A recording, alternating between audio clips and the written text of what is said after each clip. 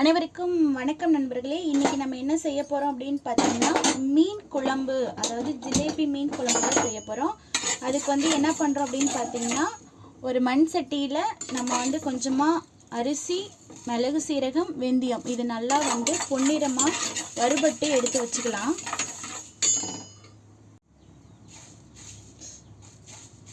நல்லா வறுபடட்டும். இன்னும் கொஞ்சம் நேரம் வறுக்கணும். உங்களுக்கே தெரியும் அது வறுபட்ட அரிசிலாம் எப்படி இருக்குன்னு நல்லா பொரிஞ்சு போயிருக்கும். அதனால் நல்லா வறுத்து எடுத்துக்கலாம். இப்போ இதே வாணலில் தேவையான அளவு எண்ணெய் ஊற்றிக்கலாம். எண்ணெய் ஊற்றுனதும் ஆல்ரெடி மண் சட்டி ரொம்பவே சூடாகவே இருக்குது. அதனால் நம்ம பழுத்த மிளகாய் 2, பச்சை மிளகாய் 1, பூண்டு 1 கட்டி, சின்ன வெங்காயம் எடுத்துக்கிட்டால் குழம்பு இன்னும் சூப்பராக டேஸ்டியாக இருக்கும். நான் பெரிய வெங்காயம் தான் எடுத்துருக்கேன். நல்லா பெரிய வெங்காயத்தை எடுத்துக்கிறேன். இது நல்லா பொன்னிறமாக வறுத்துக்கலாம். அதாவது ஆனியன் ஆல்ரெடி கண்ணாடி டைப்பில் தான் இருக்கும். இதில் இன்னும் நல்லா வதங்குச்சு அப்படின்னா நல்லாவே பொன்னிறமாக இருக்கும். அந்த அளவுக்கு நம்ம நல்லா வதக்கி எடுத்துக்கலாம்.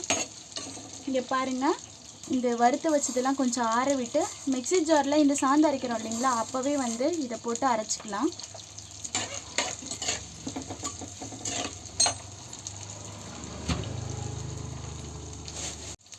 இது கூடவே ஒரு கொத்து கருவேப்பிலையும் போட்டு நல்லா வறுத்து எடுத்து இப்போது நல்லாவே ஆனியன் நல்லாவே வதங்கி, இப்போ இதோட தேங்காவை தட்டி போட்டோம். ஒரு பெரிய சைஸ் நெல்லிக்காவை எடுத்து நல்லா இதோட நல்லா ஃபுல்லாக வணக்கிக்கிறேன்.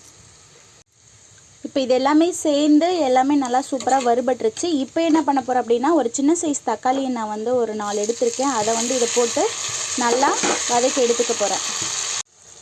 இது ஃபுல்லாக வதங்கிடுச்சு ஃப்ரெண்ட்ஸ். இப்போ நம்ம என்ன எடுத்திருக்கேன் அப்படின்னா, மிளகாய்த்தூள், மல்லித்தூள், குழம்பு மிளகாய் பொடி, இது 3 தான் நான் சேர்த்துக்க போகிறேன். இது இந்த மாதிரி வதக்கும் போதே நம்ம கொஞ்சம் ஒரு 2 மினிட்ஸ் பெரட்டி விட்டோம் அப்படின்னா சூப்பராக பச்சை வாசம் இல்லாமல் மீன் குழம்பு சூப்பராகவே இருக்கும். சீக்கிரமாகவும் குக் ஆகிடும். இங்கே பாருங்கள், இதில் 2 மினிட்ஸ் பெரட்டி விட்டுட்டு ஆற விட்டு அரைச்சி விழுது எடுத்துக்க போகிறேன். இப்போ பார்த்திங்கன்னா, அதே மண் சட்டியில் கொஞ்சம் தேவையான அளவு எண்ணெய் ஊற்றிட்டு, எண்ணெய் சூடாகட்டும். கொஞ்சமாக கருவேப்பிலை போட்டுக்கிறோம். இப்போது அரைச்ச விழுதெல்லாம் அதோட நம்ம சேர்த்துக்கலாம்.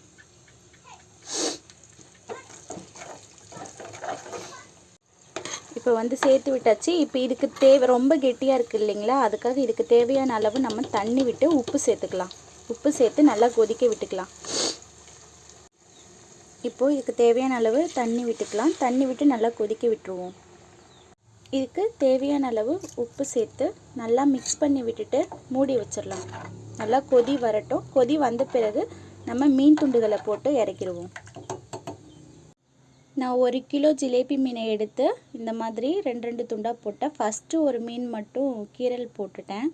அது ஞாபகம் இல்லை. பழக்க தோசத்தில் பொரிக்கிற அந்த ஸ்டைல்லையே கீரல் போட்டுக்கிட்டேன்.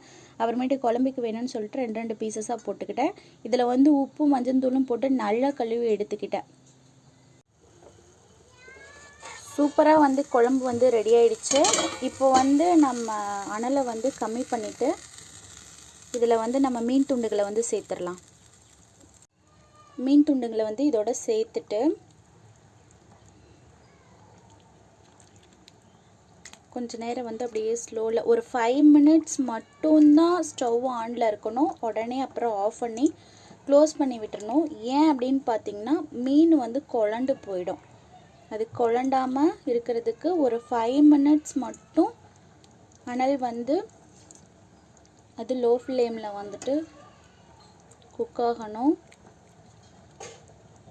அப்போ தான் முழு பீசஸாகவே நமக்கு கிடைக்கும். இல்லை அப்படின்னா குழண்டு போயிட்டு மீன் ஃபுல்லாகவே கழண்டு வந்துடும்.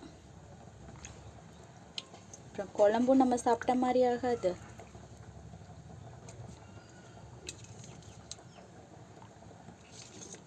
எல்லா மீன் துண்டுகளும் நல்லா கிரேவியில் மூழ்கிற மாதிரி நம்ம சேர்த்துக்கணும்.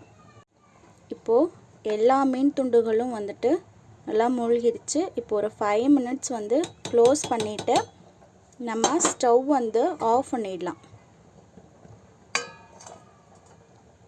இப்போ பாருங்கள் மீன் குழம்பு நல்லாவே கலர்ஃபுல்லாக சூப்பராக வந்துருச்சு. இங்கே பாருங்கள், மீனெல்லாம் உடையாமல் கரெக்டாக இருக்குது. நம்ம கரண்டியை போட்டு ரொம்ப நேரம் கிண்டக்கூடாது. ஓகே, தேங்க்ஸ் ஃபார் வாட்சிங். நம்ம வீடியோ பிடிச்சிருந்ததுன்னா இதே ஸ்டைலில் நீங்கள் ட்ரை பண்ணி மீன் குழம்பு வச்சு பாருங்கள். உண்மையாகவே வேறு லெவலில் சூப்பராக இருக்கும். கண்டிப்பாக நாங்கள் வைக்கிறதுல மீன் குழம்பு ரொம்ப எங்கள் வீட்டில் விரும்பி சாப்பிடுவாங்க. அதனால தான் அதிகமாக நாங்கள் மீன் குழம்பே சேர்த்துப்போம். நீங்களும் கண்டிப்பாக இந்த ஸ்டைலில் ட்ரை பண்ணி பாருங்கள், சூப்பராகவே இருக்கும். தேங்க்ஸ் ஃபார் வாட்சிங்.